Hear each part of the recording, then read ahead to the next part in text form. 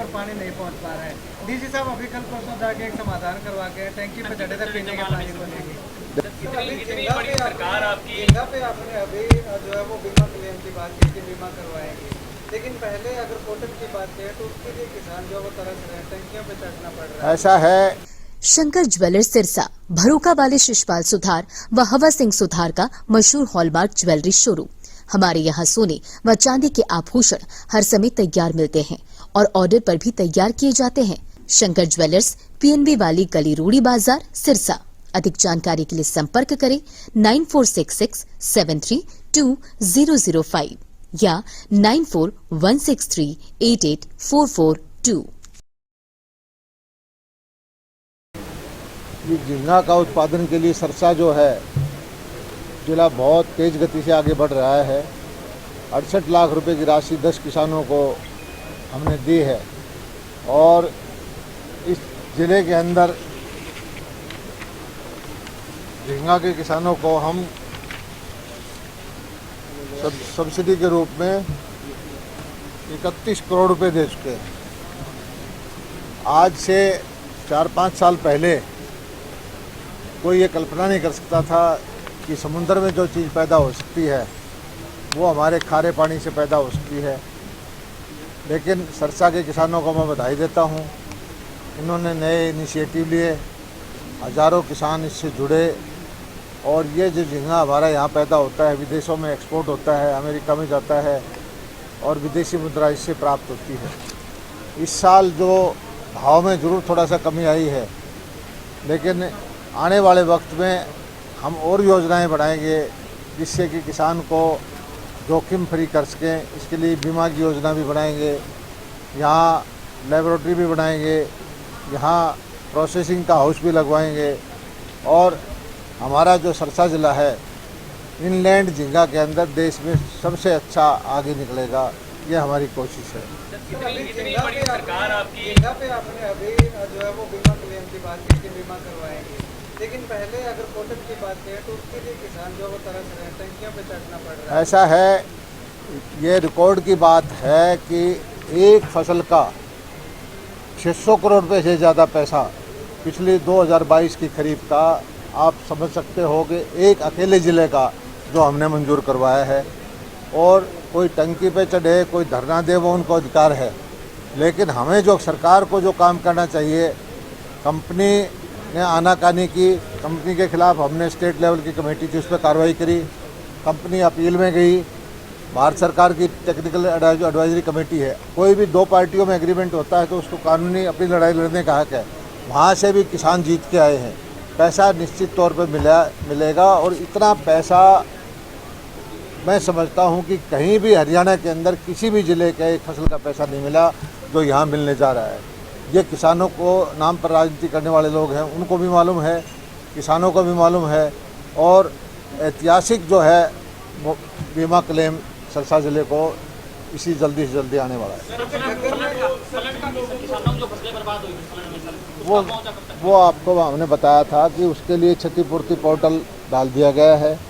उसमें किसी का घर खराब हुआ, किसी का मवेशी का नुकसान हुआ, किसी का कोई और जान माल का नुकसान हुआ, हर चीज़ के पैरामीटर बनाए गए हैं।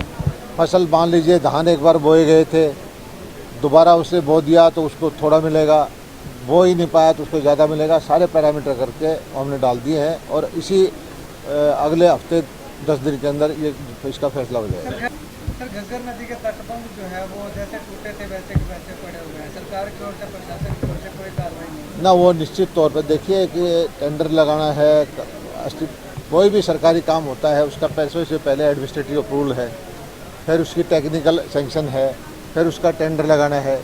और अभी जो है बाढ़ का अगले साल से पहले जो बाढ़ राहत में जो पैसा मंजूर होगा निश्चित तौर पर जो है ये काम करवाए जाएंगे। पिछले साल भी हमने हरियाणा के अंदर 1200 करोड़ रुपया फ्लड कंट्रोल पे मंजूर किया गया था और इस बार जो पानी आया है आपने भी देखा होगा कि या तो एक दिन में ही पूरा पानी आ गया, अब अगस्त का महीना पूरा खाली निकल गया।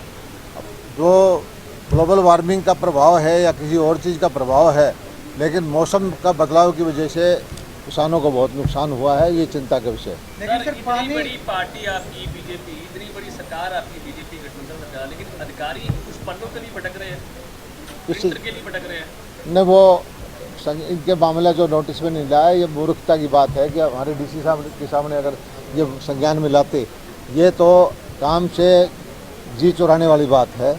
ऐसे महिला थी, अगर कोई और दूसरा होता तो मैं सख्त कार्रवाई भी करता है। इनको प्रिंटर वगैरह दे करके ये जी इस तरह की जो अधिकारी होते हैं उनको मैं समझता हूं कि उनको सेंसर किया जाए थी, वार्निंग उनको दे करके उनको जो प्रावधान करना है करा दिया। सबसे पहले तो मैं बताना चाहता हूं कि हरियाणा किसानों का प्रदेश है।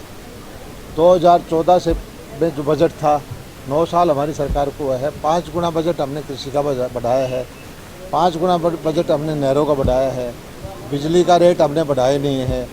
बीमा की राशि, ये लोग कहते थे कि बीमा कंपनियां बन जाएंगी, लेकिन यहाँ पर 8-7.5 हज़ार करोड़ रुपया जो किसानों को बीमा राशि का दिलवाया है, उनके वक्त में कोई एक पैसा नहीं दिलवाया। सरकारी जो किसानों को खराबे का पैसा देते थे, उन्होंने 1100 करोड़ रुपये दिया, हमने 4000 करोड़ रुपये से ज़्यादा दिया है। जो आंकड़े हमारे सारी चीज़ है, और ये जो घोषणा करते हैं कि मैं ये फ्री दे दूंगा, ये फ्री दे दूंगा, वो कोई अपने घर से नहीं देने वाले। अगर कोई फ्री देता है तो उसको साथ में ये भी बताना चाहिए कि मैं टैक्स कहाँ से लेके आऊँगा, किस पे टैक्स लगाऊंगा, कहाँ से फ्री दूंगा। सर 5% नहरों का बजट बढ़ाने के बाद भी टेलों पर पानी नहीं पहुंच पा रहा है। डीसी साहब अभी कल परसों जाके एक समाधान करवा के टैंकी पे चढ़े थे, पीने के पानी को लेके। देखिए, प्रदर्शन करना, मांग रखना, आंदोलन करना लोकतंत्र में सबका हक है। और कोई जिसको बहुत कुछ भाइयों को ज़्यादा जल्दी होती है, नए नए तरीके प्रदर्शन के लेके आते हैं, अच्छा है, उनकी बात को सुनवाई की जाए। पानी का जहाँ तक मुद्दा है, हरियाणा के अंदर पानी की सबको पता है कमी है। हमारे अपना यहाँ अंतरिक्ष सोर्स कोई नहीं है, ना हमारे यहाँ कोई डैम है, ना हमारे यहाँ कोई रिजर्वायर है।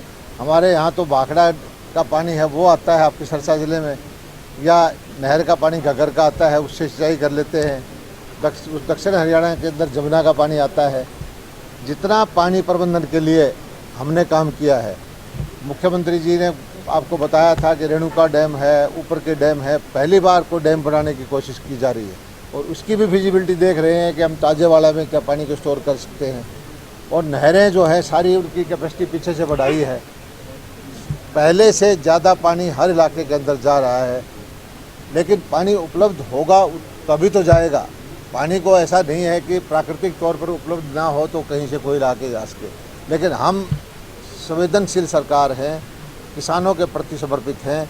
हर वक्त कोशिश रहती है कि किसान की मदद की जाए, चाहे वो पानी के द्वारा, चाहे माइक्रो इरिगेशन के द्वारा, चाहे बीमा के द्वारा, चाहे खराबे का पैसा देने के द्वारा, चाहे बागवानी की योजनाएं देने के द्वारा, या तरह तरह की मछली पालन के द्वारा, हर तरह की योजनाएं लेके आए हैं। और उन किसानों के, अब आपके इलाके के अंदर सेम की समस्या थी, पहली बार कितने गांव में आप जाके पता करो कि सेम के जो हमने ट्यूबवेल लगाए हैं, कितने गांव को और कितने हज़ारों एकड़ के किसानों को फ़ायदा हुआ है। रेस्ट हाउस से जब मैं निकल रहा था, एक कुछ लोग मिले थे मुझे, जिनके यहाँ दहेज का केस के बारे में मृत्यु की बात बताई गई थी। उसमें भी 2 लोगों को, जो पीड़िता थी जिसकी मृत्यु हुई, उसके हस्बैंड को और ससुर को गिरफ्तार किया गया है। मर्डर का केस था, दहेज से संबंधित बता रहे थे वो, तो उसको गिरफ्तार दोनों उनको कर लिया गया है। ससुर को कर लिया गया और उनके हस्बैंड को कर लिया गया है। बाकी जो अगर उनके संदिग्ध हो गए तो पुलिस उसमें कार्रवाई कर रही है। हमारे सामने जो भी कोई मुकदमा आता है, केस आता है, तो उसको हम कोशिश करते हैं कि उसको सबके सामने लेके आएँ, प्रशासन को स्पष्ट निर्देश दें, और न्याय की प्रक्रिया है, उसके तहत जो है हर आदमी को न्याय मिले।